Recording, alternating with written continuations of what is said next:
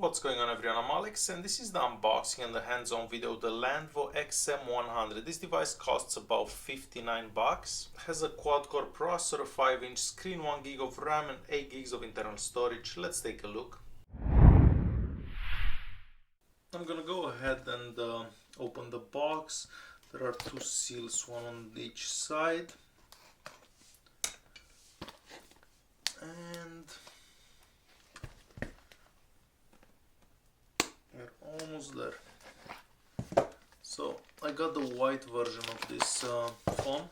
I'll leave it down for a bit so you can see what else there is in the box. So we have a charger. Just gonna take it out of its bag. We have their brand right here, and I'm just gonna look on the back and see what. So 1 amp, so it's not a fast charger, it's quite a slow charger. This device has 2000 milliamp battery, so it's gonna be difficult to make it through an entire day. This is the USB cable that comes with it.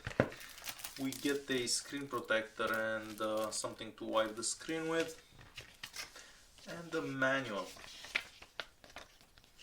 We see the product model number XM100, and we have a couple of pictures and stuff like that in the manual. So let's take a look at the phone now. So this is the front, has a screen protector on it.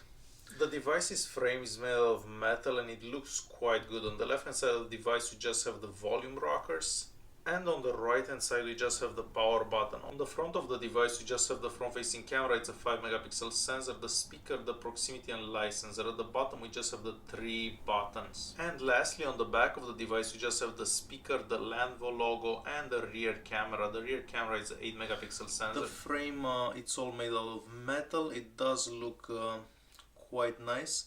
It reminds me of the VK700X.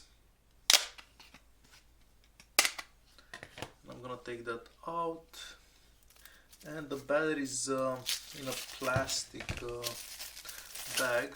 I'm gonna remove the bag, and there is also a sticker covering the contacts. Okay, so we do have 2 SIM cards, and one of them, so you can have a SIM card in here and a TF card as well. So the SIM card will be on the bottom, the TF card on top. So let's put the battery on, so hopefully it has some power. The back, it's also pretty nice. I mean, it's quite slippery, but there is like a texture on it that kind of cuts down from that slipperiness. I'm not sure if you can see it on the camera. So let's put this in. And let's turn this phone on.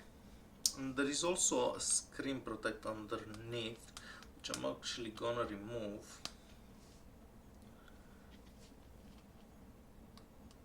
Alright, much better. Okay, so let's see the boot up animation. So we have Landvo right here, Landvo for the world.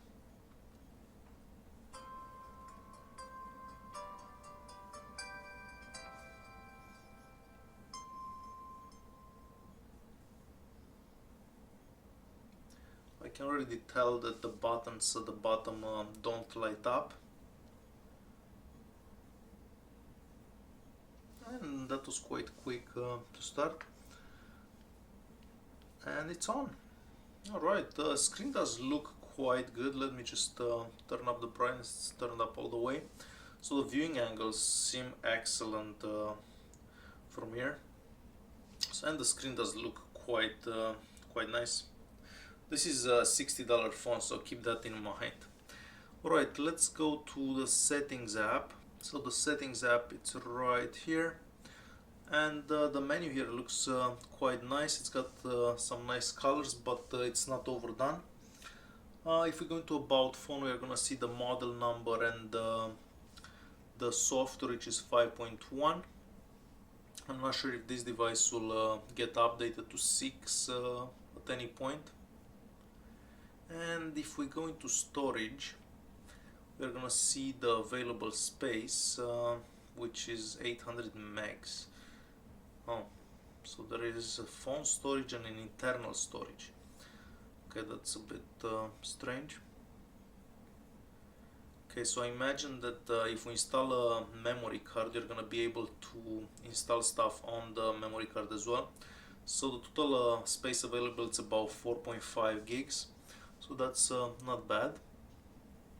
Languages, I'm just gonna show you what languages it has. So I'm just gonna scroll through them. Hopefully you see the one that you're looking for. I'm gonna go into display, and we do have adaptive brightness, which is pretty nice to have. Alright, so that's about it for the settings app. It comes pre-installed with WhatsApp, YouTube, I see the Play Store right there, Gmail, Maps, what else? Facebook, and that's about it. The UI looks a bit like the VK World UI. However, it seems a bit smoother than the VK World one. However, I do believe that if you install Nova Launcher or any other launcher on this device, it's gonna be so much faster. Lastly, I'm just gonna open the camera. We'll put this little dock right here.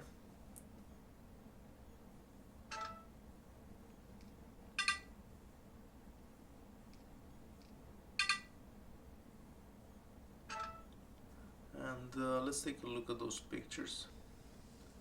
So quite a bit of detail, quite surprising in fact. And if we turn the camera around, I'm gonna see myself. And looking at this picture, there is quite a bit of detail in the picture as well. The front-facing camera, it's a 5 megapixel sensor, I believe. So this device looks quite promising, looks very stylish. So I will definitely do a review in the coming days. Thanks for watching, and don't forget to subscribe.